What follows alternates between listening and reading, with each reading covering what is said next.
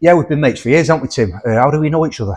Body Active, mate. Body Active, probably, yeah, definitely. I think you started Body Active after I left. So I did 97 to 99 there. Yeah. What year did you start? I reckon it was 2000, mate, because 2000, I started uni around that time. Because that's why I was at Liverpool with Pete and that doing the Body Active. Yeah, so we've got a mutual friend, Pete Byrne. He's a good lad. Yeah, he's a top guy. So yeah, sometimes I'd work in the Bolton shop, the Manchester shop in Liverpool. Probably you were the same. Yeah. I got sent over to Bolton a lot and on the train. Couldn't drive. Yeah, good times. Did they have the other shops when you worked there? Did they open? Manchester. Yeah, Manchester, Bolton, and Liverpool. Warrington wasn't quite up yet, but that was after you left. After I left, yeah. So I remember leaving, and I started working in this gym for the guy who owned it before me, and then I kept hearing about this because I still dealt with Body Active. Yeah, because I used to supply my trade stuff. Of course, yeah. Darren Bagaki and that, you know. I started hearing about this wonder kid who was working for Body Active and competing, and then. What I remember about you is you were competing, and am I right to say that you was coming second to Flex Lewis in some show? Every show. In every show, yeah. What was your beginnings in competing? Was it how well you're at Body Active? Yeah. Well, basically, I've always trained. I've always liked training. I was trained since I was 12. I got my own kit. I got my parents wouldn't buy me weights because they said I was too young, so I went and got a paper round and bought my own weights. Right. And then my bedroom got too busy with weights. So then my dad got me a shed and ended up being in the shed. And then I went to college and joined the college gym. And then eventually I went to Gray's gym, that's where I sort of got really into it. So tell us about that Gray's gym, because I know a little bit about the guy who owned it used to compete, didn't he? Graham Porter. Did he have a shaved head and a ponytail? That's right. Yeah, he's quite famous. He's won the Mr. Wigan quite a lot. He did, and he was also the Masters British champ 3 times. That's where I know him from. Yeah. I remember him doing it when I was a junior. He was doing the Masters. That's it. Some physique. Is he still around? Is he? Yeah. Does that gym still exist? No, he doesn't. No. But he's still around. We take him out for his birthday drinks every year still. Right. Oh, good stuff. Yeah. So what was it like training there? Was it amazing? Proper old school. We're talking about old school gyms like yours is amazing. But like that was still the best. Sort of atmosphere we've ever had, and I've never ever experienced anything like that since. Because what happened was in Crewe, that was the busiest bodybuilding gym by a mile. Okay. And then what came? Total Fitness. Right. And then all the glitz and the glamour of all this corporate, it just diluted it, and then it just completely changed. Did it impact in business wise? Massively, yeah. It didn't move the times either, to be fair, but yeah, that. Loyalty didn't really happen there. Because you've just mentioned like what it was like training there. You just said it was an awesome place and had a really. It was tiny as well, Joe. Was it? It was tiny. Your gym's probably like 3 times bigger than it. Really? Yeah. But he was churning out some proper. Yeah, we had Kieran Jordan. He won Novice Britain title. Right. Kelvin Hines started there. Right. Nathan Robinson. No, I don't. He does men's physique now. But he come out of that. We had loads of people. And was it Graham? It was called Graham. Yeah, that was it. Yeah, did he used to coach the lads? Yeah, to a degree. Yeah, you'd shout at them. Old school stuff. Yeah. But so is he responsible for getting you on stage? He's I'd say the beginning. I think Pete's the person who got me to go on stage. Oh, did Pete push you into it? Did he? Yeah, because I remember training in Liverpool, and he was like. Just said, you compete? I went, no. And he goes, oh, you should do. Because I think he was competing at the same time. He was getting ready at that time. Yeah. And then I'm like, oh, never thought about it before. Then he sort of got it in my head. Yeah, sweet. He got me to work in Body Active, and then he was pecking me to compete. Because he had you in a confined space. Yeah, pretty much. So what was your first show, Tim? The first show was North Stas Open. Right. 2003. Is that Kids Grove or something? Kids Grove, yeah. That was a good show, that, wasn't it? Phil Simic used to run that. Yeah. I used to like that show. Yeah, that was your first one. You did the first times or juniors? Juniors. Yeah. Junior season. And I take it you won. Yeah. It was only a few of us in it. I think a guy called Daniel Dutch. Do you remember him? No, I don't. He was a good bodybuilder. But yeah, he was in the class with me. And then from there, I think it was Mr. Wigan. No, it was the Mr. England. I think after that. The NABBA England. The NABBA England. Yeah. So which we run now. You've taken on. Yeah, we'll talk about that in a bit. Yeah. You've taken that. Yeah, so you were sort of obviously from your very first season you entered NABBA. Did you ever enter the UKBFF? I did do that, and then because they were a bit funny about allowed to compete with me, I just ditched them because they because NABBA didn't bother, did they? You could enter whatever show you wanted. No, but with the UKBF, it had to just be the UKBF. Yeah, it's a bit weird, isn't it? Because like an athlete, you want to showcase your body off, don't you? I mean, and the federation doesn't own an athlete. Right? No, I've personally never agreed with that stance on it. I think personally, if you're a bodybuilder and you spend all that time getting your neck, and it's hard, you know it better than anyone. Yeah. That you should just as many shows as you can and just enjoy it, right? Yeah. So so go on. What was your first season? It was the Kids Grove. That I wanted Kids Grove. Kids Grove. The NABBA England. NABBA England, yeah. Good. That was good. Stuart Garrington was in that. Right. I did the Universe, come second in that year. And then there was another Mansfield Classic, maybe. Might have done a Mansfield Classic. In Nottingham. Yeah, that was the UKBFF, wasn't it? Yeah. And then their British finals where Flex Lewis beat me. and that was that your first season? Yeah. Where you met Flex Lewis? Yeah. Oh, right, I didn't realise that. Yeah. Right. Right, wow. So Flex in them days, he was already becoming kind of a well-known. He was already sponsored by Chemical Nutrition, you know, and I remember, I think it was the NABBA Britain the year after. He was dead. He was a lovely guy, you know. He's like nice guy. I've met him in just briefly at the Body Powers and that. And he always seems very personable. Yeah, he always used to phone you up all the time. Like, did he? Yeah. So he basically he's like sharing his pro recover backstage with us and that, you know. Right.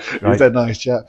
Loads of banter. And then, when I went to do the Worlds in Australia, he phoned up and said good luck and all that. Did he? Before he went. Nice. Yeah, he's a top guy. Nice. He's a top guy. In them early days, he was sort of known for his, he was a bit bottom heavy, wasn't he, in the beginning? Yes, massive legs. Yeah, huge legs. But so did you, didn't you? You had. Yeah, I was bottom heavy. Yeah. Still am, I think. Right, yeah. And so how many shows did you come second to Flex in do you remember? 3, I think. Right. Yeah. Some claims to fame, really, isn't it? Because all the finals. There's no shame in coming. No, I love it. Yeah, exactly. I think that's what I missed today, actually, John, because everyone wants to win, don't they? And you can't win up a show, mate. It's impossible, isn't it? No. You go in there to enjoy it. There's the crack. It's something when you're getting ready for a show and lads, they mean well, but they're saying, how do you think you'll do? And there's no way to answer that question, really.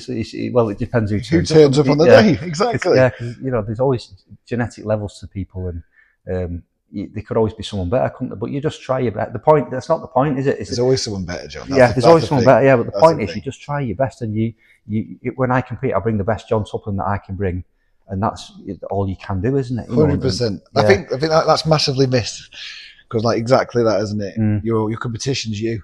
Yeah. If you beat yourself, bet your luck from last year, then you've already won, haven't you? There was a lad from here once, and he was rising. Danny Rogers, my mate Danny, really talented physique, very genetically gifted, and he rose through the ranks, winning all sorts really. And he bumped into an IFBB pro, a British one. I won't say which one it was. And when he told him he was doing NABBA, he went, "Oh, there's no point doing NABBA. You can't turn pro in that. You should be trying to turn." But he wasn't trying to turn pro. No, he was enjoying entering shows and winning them. I don't know why. You get out of bodybuilding how you frame it in your own mind, don't you? So, for me, for example, I knew I was only ever going to be a local level. I had no ambitions of doing the Universe, and I only, But does that mean I shouldn't try or shouldn't? I think it's just doing your best, innit? It's because you love it and you love training. Yeah. And it's why do I train? I might as well show it off a little bit. Yeah. But again, it's for you, innit? I've always done it for me. I've never been outspoken about my thing and all that. I've even got an Instagram account, John, to be fair. You haven't? Not a Tim Rosiek one, no. No, you just run the... No, I just run the NABBA from it, you know. Because it's my journey. It's nothing, it's personal to me. But everyone seems to want to be a superstar now, don't they? It's mental. Yeah.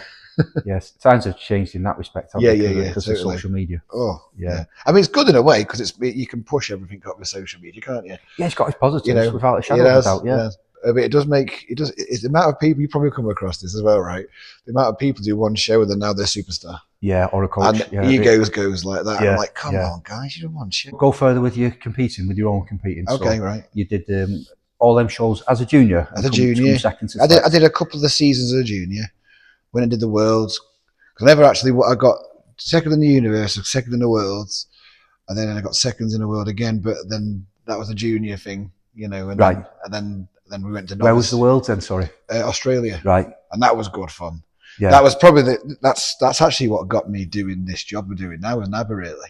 How's that? I'll tell you, I'll explain. It's quite personal. So that was the best experience I've ever had in my life. That, because I remember I was 20 years old. I got paid to go to Australia. I had Bernie Cooper, Phil Carlin, Paul Sutton, Steve Sinton, all around me. Like, it was brilliant. All the heroes I've watched, years watching it. And then, like, I shared an apartment with Bernie Cooper and Paul Sutton and Simon Horsell. And that was brilliant. And then, I never forgot it. I still got the photographs. I'll show you them later. Yeah. And then, literally, I had the chance to do this NABA Northwest job. And the goal is to give people the experience I've had. Right. Yeah. Because a lot of people might not know, but NABA's non-profit, right? So we don't make any money. It's all, time we give up free of charge. And the goal is next year, NABA is going to Mexico City for the World Championships. Wow. And we're trying to save up, hence the merchandise. And the supplement ranges now. We're saving up to send 3 athletes to NABA Mexico next year from the Northwest. Oh, that's fantastic. That's the goal. Yeah. That's what we're trying to do. If we can get there, we will. So I want junior, because obviously that's my background, as I've had the amazing experience from that. And then they all get a massive, what they all get from that experience is, it's life-changing, really. Yeah. And then a male and a female, we're going to try to take a Northwest team to the world. Like, every credit you're giving back to the sport like you love, aren't you? And I love it. Yeah. We all love it, though. That's why we do it, right? Yeah. No, I like that, mate. I really do. Don't do it for like glory or a personal, or a Facebook profile or whatever. You do it because you love it. Yeah. No, I really like that. So you, when did you become the Northwest rep? Was it? We've done it since our 3rd year now. Yeah. So we did Southport, then we went to New Brighton. We're going back to New Brighton this year again. Yeah, that was some venue, wasn't it? It's amazing. The Britain's there this year because it's so good. Yeah. The Northwest was always in the Floral Hall in Southport, wasn't it? Yeah. And sadly, it's all boarded up now, isn't it? It's got knocked down. I think it's been rebuilt. Is it? Right, so, yeah. You never know. It may go back. Yeah. Hopefully it's what it could do, yeah. But you found this one in New Brighton. It resembles it, doesn't it? Yeah, it's like a replica, a bit smaller, but would you say? But like almost identical, really. Same colour theatre. It's even called the Floral Hall. And it's on the seaside, which is nice. Yeah, I know. You've done so well, mate. I really, and not just on finding that venue, but you've brought it up to date, haven't you? I think, would that be fair to say? That's what NAB was missing. So I think I went for the job before I got it. I did go for the job before I got it. And I said then that they needed to work on the social media. But, they didn't have a clue what it was about, really, because, it's not really, it's a young person's game, that, isn't it? The social media side. Yeah, and is it right to say sort of the NABA officials were getting older? They were, they did an amazing job, and they took it forward. But after 2019, especially when COVID hit, there's no social media presence, there's no shows, and then that's where the levels changed with other federations. Yeah, they're falling behind these other feds, yeah. So we spent the last couple of years really changing the structure of NABA, making it a bit more youthful, changing it into a bit more social media friendly. Yeah. And it's doing the job. Yeah, we're coming back. Yeah. I've watched obviously from afar and seen what you've done, and I think you've done an amazing job. Thanks, John. No, I really do. We're trying it. Even the thing of where you visit hardcore gyms all around the Northwest, you kindly gave me that affiliate thing there, and it's that light, and it's fantastic. I think it's such a nice touch to bring NABA back to the forefront of young lads, because they were looking at this other feds, weren't they? 100%, yeah. And I think you've done it. Yeah. Interesting enough on that one. So we got the show on the 6th of June, right? So we've already got 6 teenagers joined up. Right. Already. Right. So the junior categories. Teenagers. Oh, okay. So what age group? Under 19. Oh, that's fantastic. That's amazing, isn't it? That is really good, yeah. So that's what we wanted. We needed to try and restart the whole process, because they're going to be our novices. They're going to be our, eventually misters and classic competitors, etc. And you got to start from the ground floor up, haven't you? Really? Absolutely, yeah. And again, because we're all competitors, because Barry and Paul, they're basically, we're a team in Northwest, and we're all, Barry and Paul have been, they've been in it forever, haven't they? Yeah, what a team, yeah. 40 year plus of competitive each experience. So can I ask you about these classes?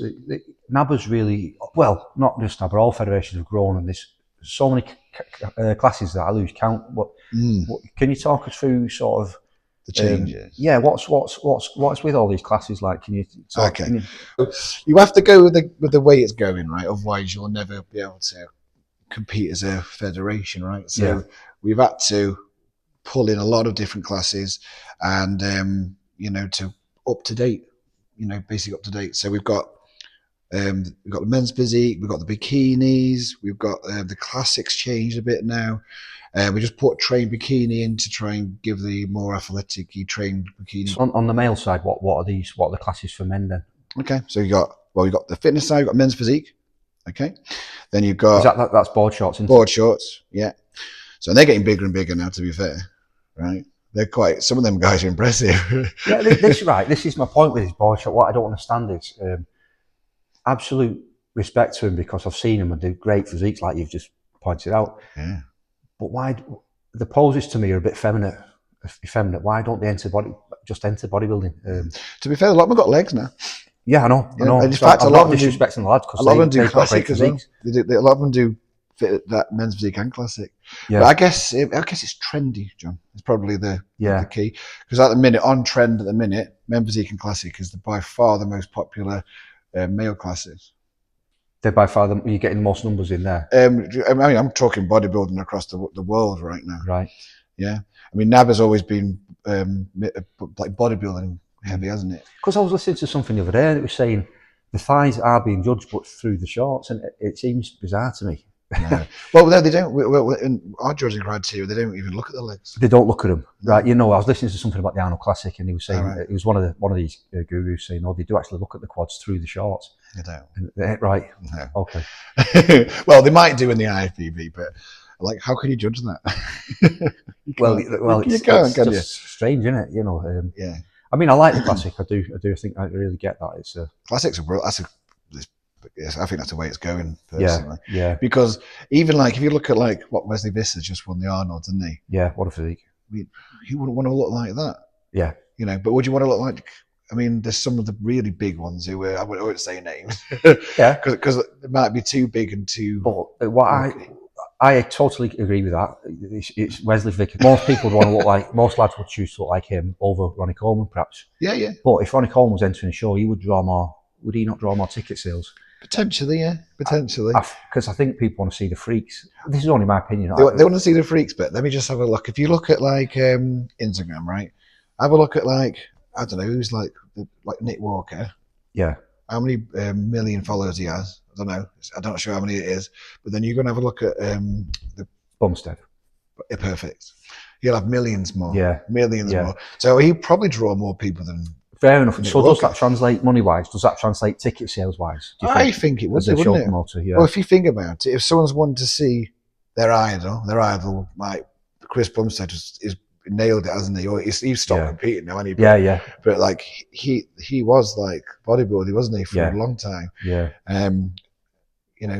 People surely want to see him, won't they? Because he's got a massive following. He should draw more people than, shouldn't he? I'd just be interested to know, like, say Samson Dowder was Mr. Olympia at the same time as Chris Bumstead, perhaps. Yeah. Who would draw more? I think Chris Bumstead would, personally. Yeah, fair just because I think he was a bit more marketable. Yeah.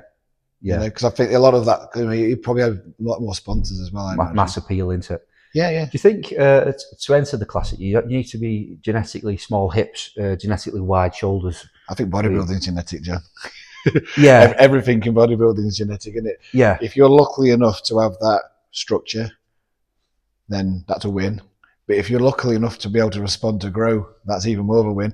But the most important thing is being able to grow evenly everywhere. Yeah. Which, again, it's very genetic, isn't it? Yeah. Some people are just blessed with that. Yeah. And again, that's why I think I always struggle to understand why people are so obsessed with pro bodybuilders. Oh, they do that, well, I'm going to copy them. Well, it doesn't make sense. It doesn't make sense. Well, that person would be Mr. Olympia without anything. Yeah, we were sold that in Flex magazine for years and years, weren't we? Yeah. The exercises that gave Ronnie Coleman his arms and things like that. He was a pro before he was even got in the gym. He was that big. Yeah. Like, and so was Lee Priest. Like, you saw him at 19. It's insane. Yeah, it's like asking, I remember reading something, Mike Matrax actually said that because he was known for his calves, one of huge calves.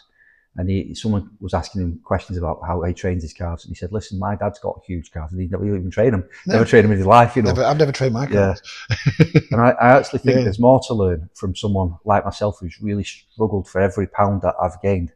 Because I've wanted to research. Like, if it came easy to you, what research would you want to do? You wouldn't want to do any. You just go, keep it simple. Yeah. Because that's what worked for you. What if keeping it simple hasn't worked for you and you've had to look a bit further into it? So I sometimes think the best coach is not the one who's it come easy to. Completely it's right. Sometimes the one who's had to work a bit. You got to know, well, he's struggling losing a bit there.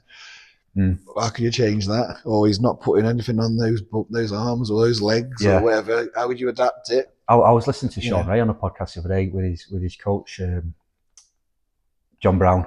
And I've always heard Sean Ray talk about John Brown. I didn't actually know who he was until he had him on his podcast the other day.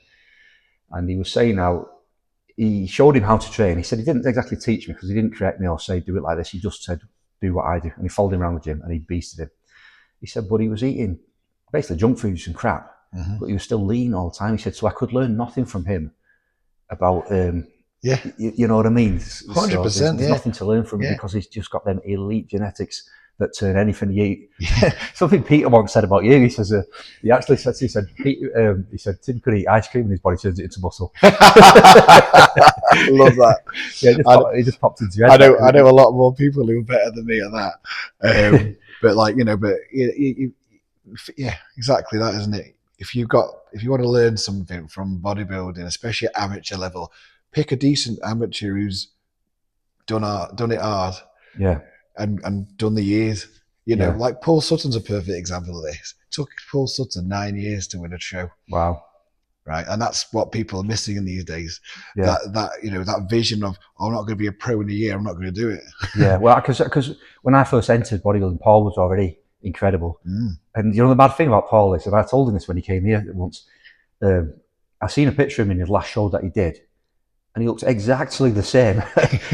And he must have been 60, I think. Something like that. Paul's amazing. He looks exactly the same. Yeah, he's amazing. There's no decline. And he's he's a legend, he is. Yeah, but he looked like that so my knowledge of Paul Sutton from day one, he looked like that. So I didn't know. I assumed he was just, not that he didn't work hard or anything like that, but I just assumed he was fairly gifted. So are you saying he had to work really? Well, he's obviously gifted because he's done what he's done, but, he's gifted in a sense of muscle response, but also how strong that brain is. Because, how many people start a bodybuilding prep and then give up to start with? Only the strong survive. It's literally in the brain, isn't it? Bodybuilding is all in there. It's in the brain. It's all in there. How much do you want it? How much does that little voice in your head start trying to talk you out of it when you're in the depths of that diet? Oh, mate. Oh, mate. God, I've been in some bad places. Like last year was probably the harshest I've ever done in my life. It killed myself. And I've done it for years, haven't I? How many weeks did you do, Tim? I did about 20. Did you? Yeah. But how out of shape were you? Not massively. What, to make you think you needed 20 weeks though? I like to be hard when I go on stage, so I always string it out longer. Right. I don't understand why people do short preps and then moan that they're not in nick. Yeah. It's mad. I do longer. When I did 2022 on the comeback year, I did something like 38 weeks that year. Yeah. But I got well too out of shape for that. Oh, you when you started? Yeah. I got well too out of shape. So I've learned. You learn again, don't you? So last year you competed. Did you won the universe? Yes. Wow. Class 2. Class 2, fantastic. Yeah, taking me forever. yeah. I bet that was an amazing thing. It was pretty cool, because it was in 2022. I did it and I came second, and I actually got food poisoning backstage. Did you? Because I was quite confident that year I was going to do all right, but then all the blood went in my tummy, so I just deflated everything. And I had a swollen belly. So were you ill from the day before or something? Or no, I'm self-confessed. I think I gave myself food poisoning from chicken in the morning. Yeah, right. I stayed in a hotel. I bought a freezer pack with me and all that, but it must have just not been right. And I was literally puking up backstage. Was you? Yeah, it was rough. And how did it go? How did the show go? Well, I got second in it. Yeah. Would it have made a difference if you was full on? Yeah, maybe I would have won that. Yeah. The week before, because I won the 2022 Fitex British final, and then I won the NABBA England the day after that. And if I turned up in the NABBA England condition, I would have walked Right. Definitely. Right. Oh, what a shame. Yeah, no, but it is what it is. But that was niggling in my brain, so that was my motivation for this time. And I thought I couldn't mess it up, so I did the longest prep. Right. I needed to really. I was ready, but about 6 weeks before the show. Do you not worry about losing muscle if you're dieting for 20 weeks? No, because I'm eating right and I'm training hard, and the strength never goes down. So, do you have cheat meals or no? I did at the beginning. Last 6 weeks, I don't. Yeah. So I do a cheat. Yeah, I do a cheat every week. Keeps you good. It works. Keeps the leptin broken and keeps it going, doesn't it? Mm-hmm. Does work. And then the last 6 weeks are all about conditions, so you can't touch anything bad, isn't it? So I don't touch any sugar or anything. Right. I'm a pretty robot eater, John. Yeah, you don't mind eating the same every day? Doesn't bother me. Right. No, I still eat it now. So I've started this channel really to highlight, I feel, so I want your thoughts on this. Younger generation now are choosing these health clubs that are popping up everywhere. I saw something yesterday that one of them, I'm not even going to say its name, is going to open loads of new gyms this year and then even more next year, these big corporate warehouses. And back in the day, when bodybuilders used to walk on stage, a lot of shows, let me say the Pendle Valley for one, used to say, this is his name, he's from Bernie's gym in such a town, and that was part of the introduction. Yeah, Ted's gym. Yeah, Ted? You're a legend. Yeah, Ted's a legend. Yeah, I'd like to get up to see Ted actually. You should do. He's cool. And then recently, he's from the Pure gym, and these health clubs are not. Do you think you can build your best physique in one of these gyms, in one of these commercial gyms? No. That's point blank no, isn't it? Yeah. No, you need to have like people who are in the same mindset as you. Yeah. So it's not just about, for one, the equipment. You could say, well, they've got all the equipment I need. They've got all the equipment. Maybe they have. Maybe they have. Maybe they haven't. Because sometimes they have obvious things missing, don't they? Yeah. But to be fair, you can build a physique on just dumbbells. Yeah. If you had the choice to. But it'd be better if you didn't have to, wouldn't it? And Correct. if you join a gym like this, you probably don't have to. No, but, exactly. But like, going to that, we bought on it early, didn't we? When my best gym experience was my old school gym I grew up in. Yeah. Why was it the best gym you've ever? Atmosphere, because you wanted to beat him, because like he was competing, you want to I can beat you, and then like the motivations between you twos and the banter you don't get any of that in a corporate gym. No, you don't get the gym owner like yourself, very experienced. You can get everything. You talk to your people in your gym will talk to you and get loads of your experience, and it'll benefit them, won't it? Yeah. Mr. Pure Gym, who's literally just done a course and paperwork, hasn't got a clue how to train, hasn't he? No. Or how to diet, or what to eat. Yeah, I mean, like lads in here when they've been getting ready for shows, say they go in the back room where the best lighting is, do the posing, and lads who've competed from here will say, try doing this with your leg, or just step this way a bit, or it's invaluable. That it's invaluable experience. You can't beat. And people from your gym going supporting you and things like that. 100%. Yeah. It's like it's a family. Yeah, it's a family atmosphere. We used to have amazing. I still love that gym. It was great. It was so good. Anyway, but you don't get that in the corporate gym. No, it's not. It's apples and oranges, isn't it? Yeah. They don't even know your name in the corporate gym. No one speaks to each other. No, they don't. They don't. How's your training going now, Tim? You've had a brilliant year last year. Oh, I've had a right relax. Are you just foot off the gas now for a while? Yeah. So basically, I just had a really relax. I've not done much at all. Just ticked over really. Just right. I'm still about £5 out from the show now. Are you? So that's I've kept tidy. Yeah. Because I don't want to get fat. And I've proved. It was too much of that. 38-week diet was horrible. Wow, I bet it was. Yeah. Do you have a show in mind for the next? I want to do a Masters over 45s. Yeah, John. That's the next. How old are you, Tim? 43. 43, so a couple of years. Yeah, so we've got to concentrate on getting the NABBA shows nailed in, get that England nailed in, and then get them all motoring, and then I'll jump in a couple of years when I can. I like it, mate. Yeah. Because it's like I'm a goal orientated. I know a lot of people are, aren't they? But they're like, if I don't have a goal, then I'd be like lost in like a lost puppy. Yeah, it's mean, isn't it? Waking up in the morning with a goal, it's mean, isn't it? It gives you meaning. So I wake up and I'll go, right, I'm going to do 45 in 2 years. Yeah. And I always look at shows well in advance. Like people should be looking at that, right? A lot, like at least a year, because you got prep it, and then you got to make sure you built enough muscle, and you got a diet right, haven't you? And am I improved from last time? Yeah. And you can't. Oh, I'm going to just diet now and just do a show. I look a lot further into that. And is there anything you'd like to improve on your physique or change? Do you think you still could? I'm probably not going to get as big as I probably could do because of my age now, but I'd like to improve. Bodybuilding won't be bodybuilding about improvement, would it? More muscle maturity. And more thickness. I'd like a bit of back thickness more, a bit more on that. If I could put a few pounds on, fair enough. Are you altering your training to achieve that back thickness? As I've got older, I've noticed I need more rest. Yeah, for sure. So I have adapted a lot. I don't train like I used to. How do you train, Tim? Would you train like volume or Dorian Yates more? Or? I'm a volume guy. I like to improve my reps or weights every session. Do you diary? Do you keep a diary? I don't. It's in there. Yeah, you could just remember everything. Yeah. I mean, I do very similar workout, and I just up them weights and stuff like that as they go. So I've done it. Do you schedule weeks off? No, but if I go on holiday, I won't train. Yeah, yeah. And if I do actually feel tired, I won't train. And that's something you learn from experience as well, isn't it? Wisdom, to know when to back off from that.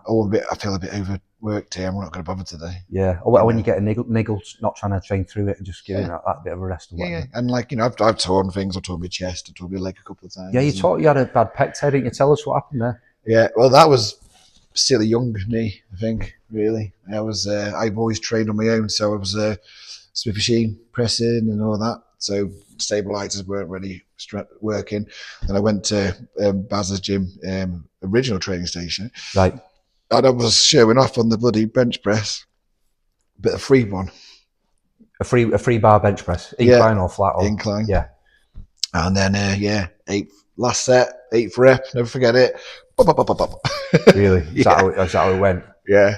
Like Velcro. Now, our mutual friend Peter told me that you went to the hospital and they were saying it weren't a pec tear. They were trying to say, but it's a diaphragm pull. I'm like, doctor, I think have you done your anatomy? Because I'm pretty sure your diaphragm's down here. Why have I got a bruise there? He said you were nearly in tears because no one would believe you that you'd torn your pec. Like it was bad. Well, at that point, I wanted to go pro, right. And I thought that's never going to happen now.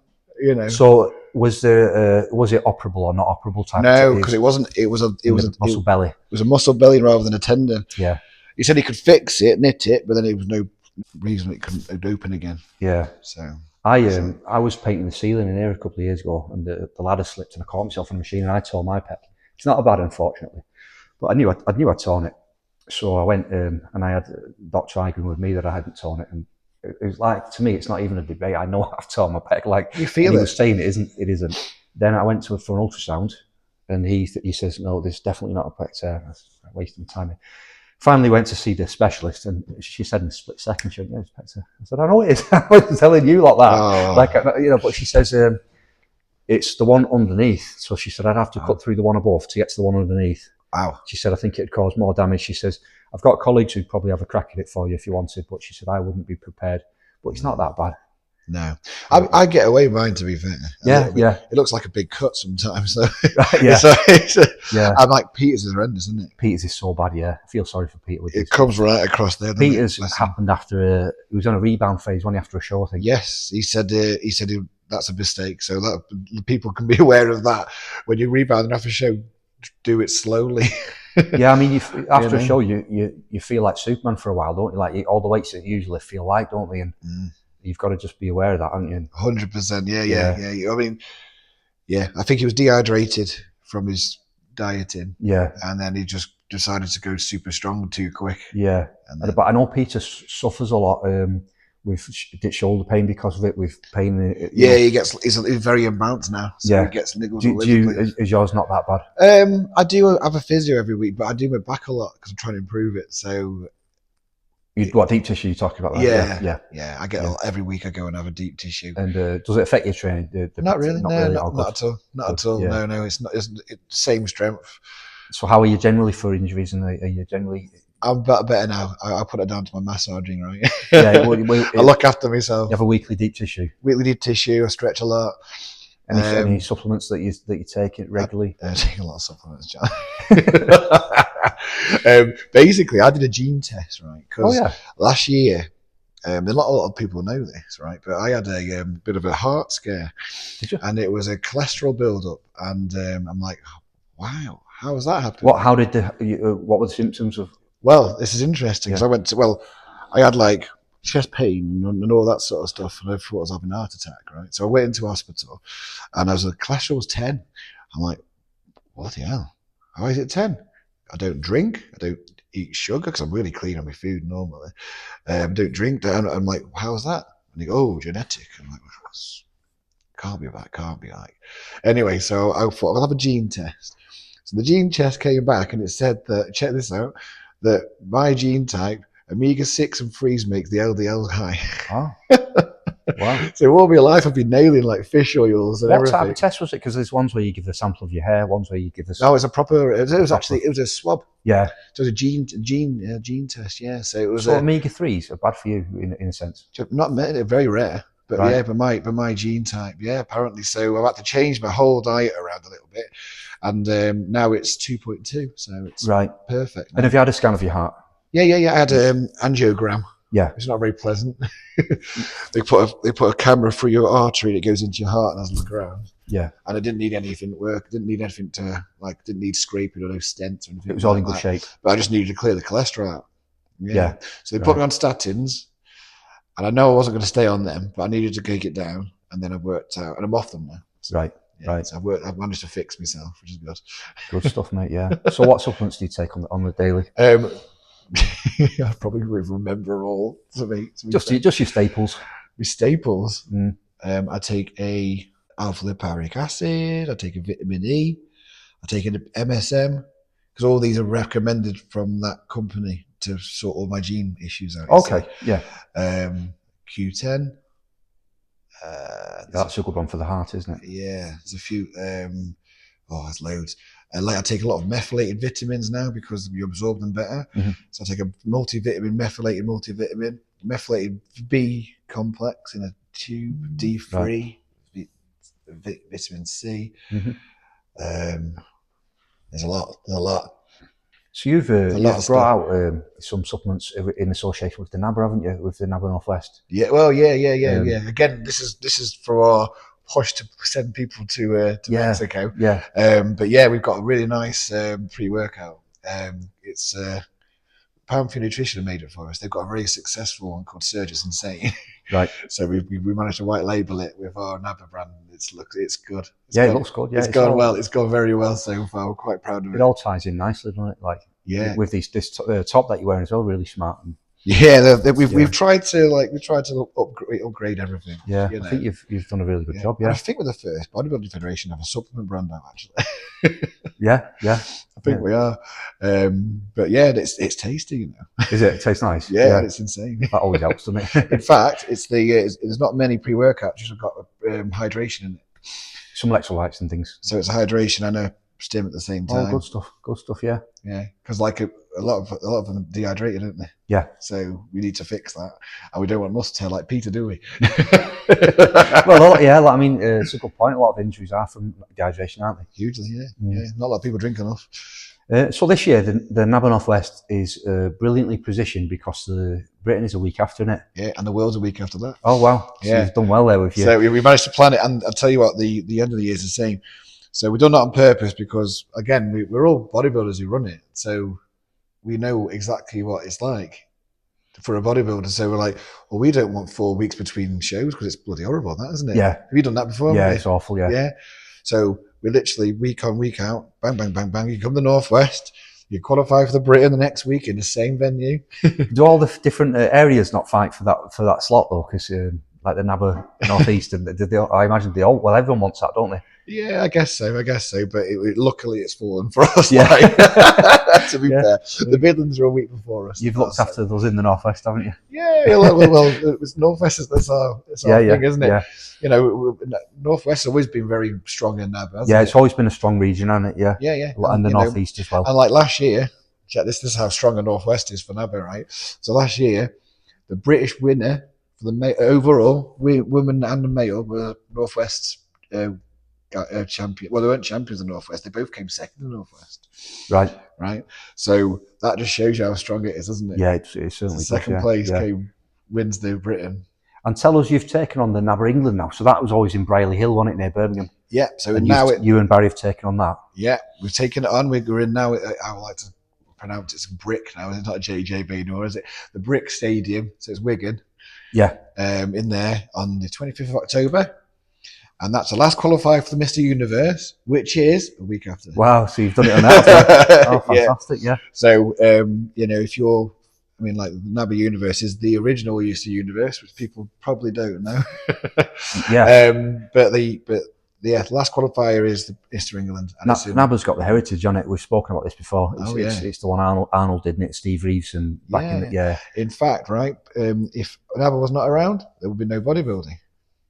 Because NABBA basically brought the first bodybuilding show out.